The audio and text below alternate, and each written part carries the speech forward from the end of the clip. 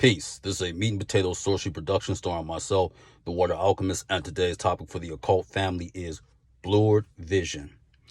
One of the things that many ask ourselves is, with all this carnage and turmoil happening, not just now in the modern time, but in past times, why don't the gods and goddesses intervene? The reason that they don't intervene is this: they get involved when you get off of your metaphysical trajectory, but they still allow you to make your own choices. Now, the whole thing is, and this is a big problem in Western society, you want the freedom to do what you want to do, but you don't want the accountability and the responsibility that comes along with it. You cannot have one without the other. And that's why I want to hammer home this point. And some may respect it and others may become enraged by it, but it needs to be said. Equality is a myth. There is no such thing as equality. There is balance, and there are the occult scales which you weigh each polarity with. There is no equality. Never has been, never will be. That is a Marxist-Leninist propaganda tool. That is all it is. There is no equality. How can a man be equal to a woman and he cannot bring forth life on this third dimensional plane? How can a woman be equal to man? It's all about balancing each other, and that's when you can raise the bar. Of course, we have some things that's taking place where they're going to use the dark side of transhumanism. Now, transhumanism, if you look at it on the surface, that's where you will combine artificial intelligence with the human DNA to have a perfect product. But there's a dark occult side, and that is the neutralization of gender, where you're going to have a hermaphrodite. And people say, well, we were that in ancient times. No, you had certain components. But when you were on this planet, and not just this planet, other planets, you chose what gender you wanted to be. That's a choice that you made. And there, right now, let me show you the insanity of it all. There's a woman who is in political office, and a question was posed to her: can a man have children? And she said yes. Now, let me show you how crazy that is.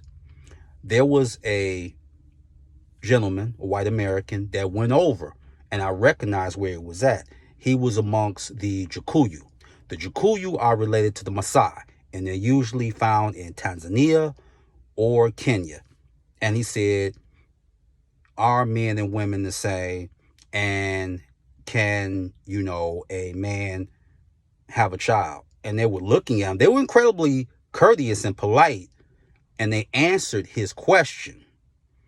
And they said, anyone who thinks in this type of manner, there's something wrong with them spiritually, and this may go back to their family.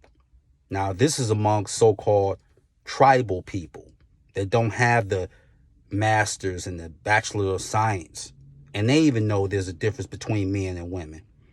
And they were prepping you for this a long time ago.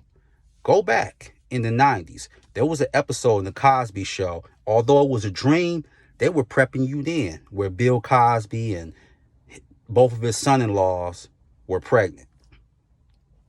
Whenever they want to prepare you for something, they start with entertainment. And then they say, we're going to open it up. It starts with entertainment, and then there's a trickle-down effect. And for all these so-called feminists that are talking, when so-called the former Bruce Jenner became Caitlyn Jenner and won Woman of the Year, you didn't hear nothing collectively from feminists. Nothing. Not a thing. How can you win Woman of the Year and you were only a woman for 6 months? And I want someone to answer that question for me. So the reason that gods and goddesses don't get involved, they help you along the way, but then you have a decision to make. and then you're going to have to stand your ground. They were around when Lemuria fell, Mu and Atlantis. Atlantis was the apex. It wasn't Kemet. When you got to Kemet or Egypt, that was the fall. And what destroyed it, besides veering into dark occultism, the over-reliance on technology. And I've stressed that a myriad of times. And anyone that practiced the occult long enough, you're going to become a nihilist. A nihilist basically wants it over with. That humanity's ultimate goal and end game is to implode and to destroy itself. That's it. That's the end game. Now, do I want that? No. But if you look at it, they're having passionate, robust debate about gun control. Okay. Well, let me give you some statistics for you to know. They have gun control in these cities, and the murders are through the roof. St. Louis, Detroit, Chicago, Washington, D.C., and Philadelphia. And if you look at New York now, New York is going back to what it was in the 80s. People are getting robbed and shot in daylight. This just happened between a gang in Queens. So what you're going to have to do is you're going to have to come to the decision. The gods and goddesses only care about those who came here for their mission. Everybody else is going to become astral food or collateral damage. And as painful as that is, that's just a fact of the matter. And that's why they won't intervene. It's not that they can't. They can, but why? They only are going to intervene during the darkest times. Only then. But they know that this group is primed to destroy itself. They know that. They've seen this. Here's a human analogy. And people say, well, Atlantis didn't exist and you can't prove that. Okay. What's one of the first signs that you're getting older?